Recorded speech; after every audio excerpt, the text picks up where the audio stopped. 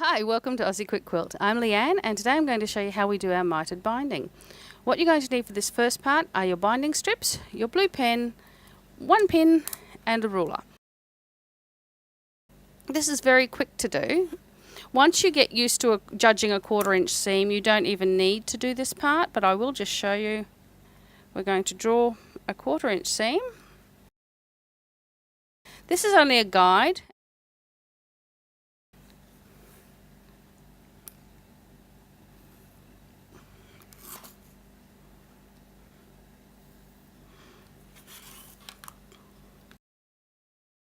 Take one and the other. The reason we draw it on the top and the bottom of each piece is so you can do this and make it very tricky and line it all up there. Now what you're going to do is draw from this point to this point with your blue pen and your ruler.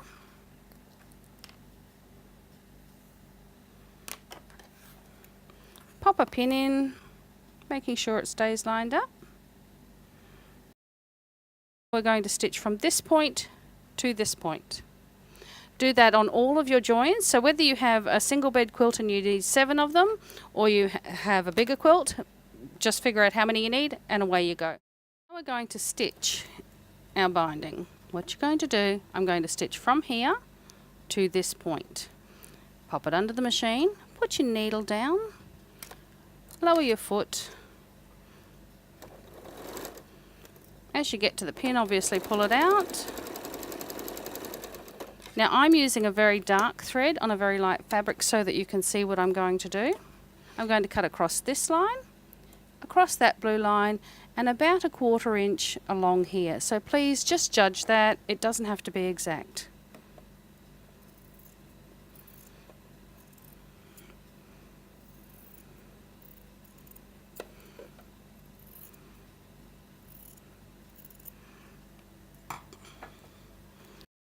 As you can see, it's a beautiful mitred binding.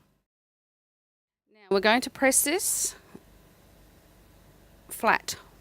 Always go one way or the other. Don't open the seam out because it actually weakens the seam. Once you've got that pressed, do that for all that you need. Now you're going to fold it in half and as close as you possibly can to exact, iron it all the way along. I like to give it a little straighten. I don't want to say stretch because then people tend to really pull it and stretch it. But give it a solid straighten as you halve it. And that way it also makes it line up much better. Go through all of your binding pieces. You should have, whether it's 7 or 8, enough to go around your entire quilt. And I will see you back at the sewing machine. We now need to put our binding on. As you can see here, I've got about 6 inches left. Pop it in under, needle down. If you're fortunate enough to have a most beautiful Janome, use your locking stitch. You can just use your forward and reverse. Now, straighten the bottom, straighten the top. Remember when we were ironing, I gave it a little straighten? That's what I'd like you to do now. Okay, now stitch until you're about 3 inches from the corner. Fold the binding to the right, making sure that your angle ends up in that corner. Give it a good finger press, then fold the whole thing back to the left. Fold it back over and finger press it. You'll see here there is a crease that you can stitch down to. If you need to get your accuracy, just roll it down until you're happy with your crease. Lift your foot and pivot the entire quilt. Now, raise your needle. I use my unpicker for this. Flick it back over. Lower your needle. That way it gives you the exact same spot. Lower your foot and continue stitching. You'll get the hang of it. It doesn't take very long. Go right round the entire quilt. Obviously, if you're doing a queen size, it's going to take a little longer than this. Here is my mitred join from before. And just stitch straight through.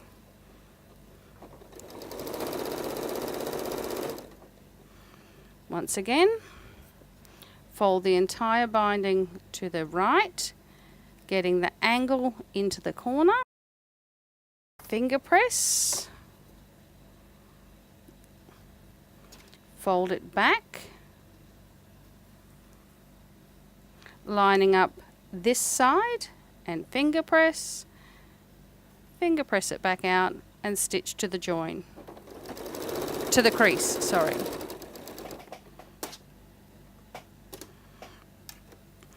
Lift your foot, pivot the whole thing, raise your needle, flick the whole piece back, lower your needle, and away you go. If you're a millimetre out, it's okay, it comes with practice. So as you can see here, I'm just 1 mil out. That's okay. When you fold it back the other way, you really won't notice it, but do try and get it as close as possible. Lining it all up again. Go around your whole quilt until you get back to where you started.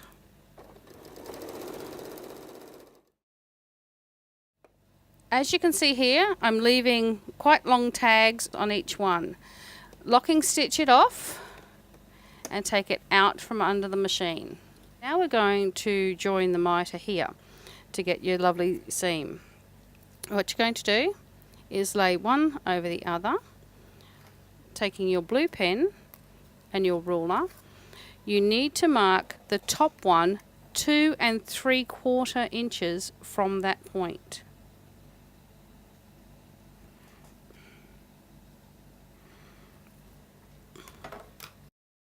Taking your scissors, cut that off. We're going to use a peg. You just fold it in half like this and pop your peg on. This will be always, the left hand is the bottom, the right hand is the top. Unfold the bottom one. Now, here's the trick. With your top one, give it one twist towards yourself and unfold it. Just like we did before with the 1/4 inch seam, you're going to just guess your 1/4 inch. You should be by now able to guess a 1/4 inch. And taking your blue pen and your ruler, once again, drawing that line from point to point. This takes a little bit to juggle, but that's okay. Have a few practices. Once you get more experienced, you may not need the blue line. However, I still like to do it so that I know that I'm going to have an exact stitch. Pin in. We're going to stitch from this point to that point.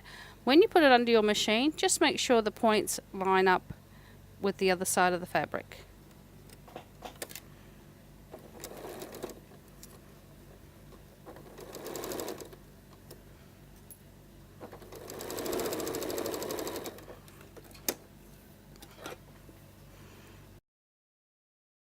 Taking my scissors, once again, trim up,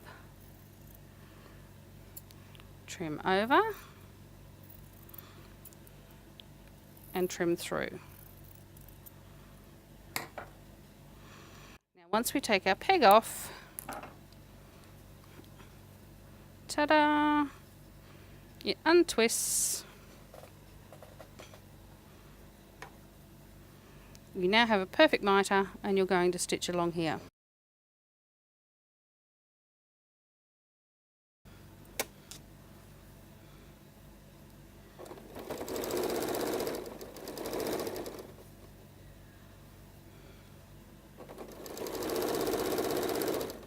See how beautifully it fits? Which is why you do your 2 3/4. And we're done.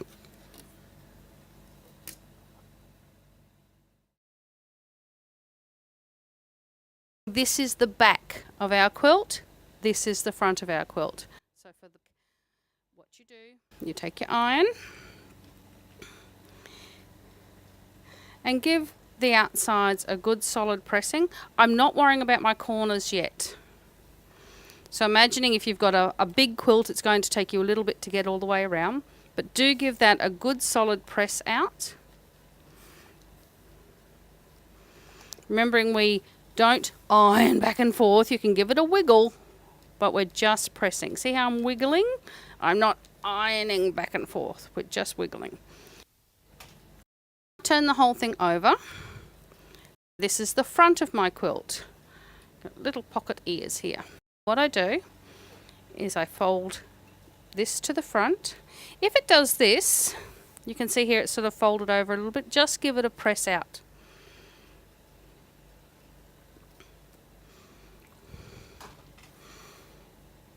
Taking your binding, fold it over to the front.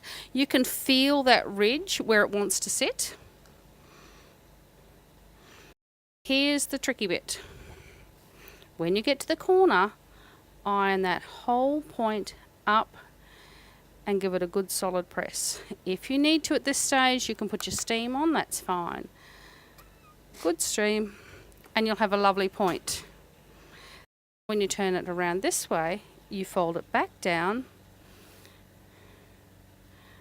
get rid of your thread.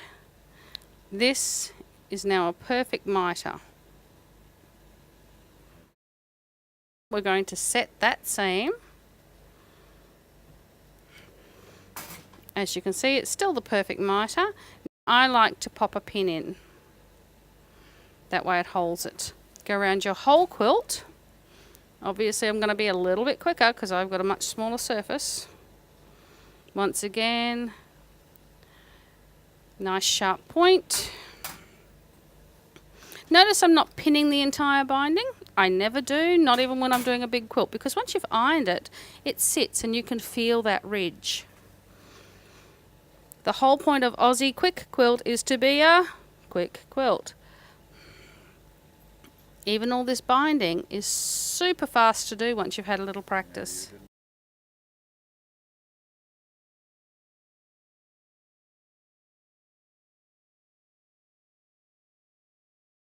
If you need to press it, as you saw, let me show you one more time.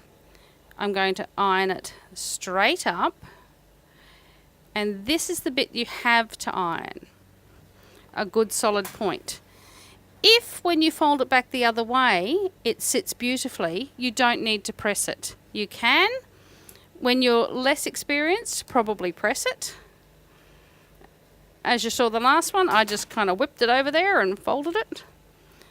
Fold it, pop a pin in. Once you've got the pins in, you then don't have to worry about it when you've got it under the sewing machine. Fold it up again.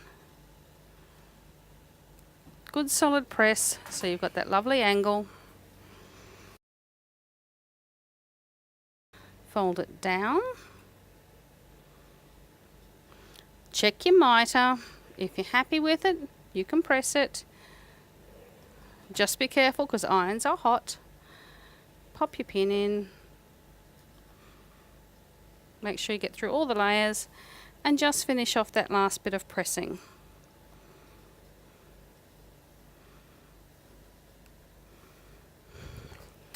And that's how hard it is to do mitered bindings.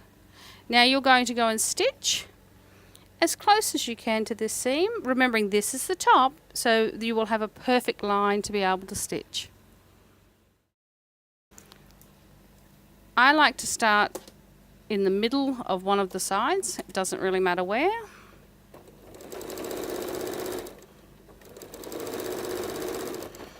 You can see here, let me just stitch a little bit further so you can see that. I'm stitching very close to the edge with about a 1 mil gap. Just go right around the whole thing. Give it a little straighten. Once again, not a stretch, a straighten. When you get to your mitered corner, wait until the foot is on the mitre, pop your pin out, stitch right to that corner, leave your pin in and pivot. Sorry, leave the needle in and pivot. I'll get it right yet.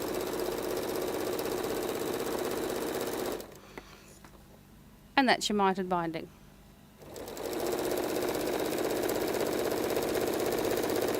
A quick locking stitch when you get back to the end.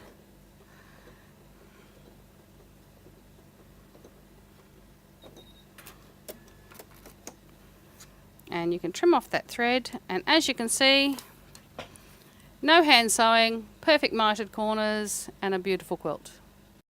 In most classes and also on the videos, we tend to go a lot slower so that you can see what we're doing.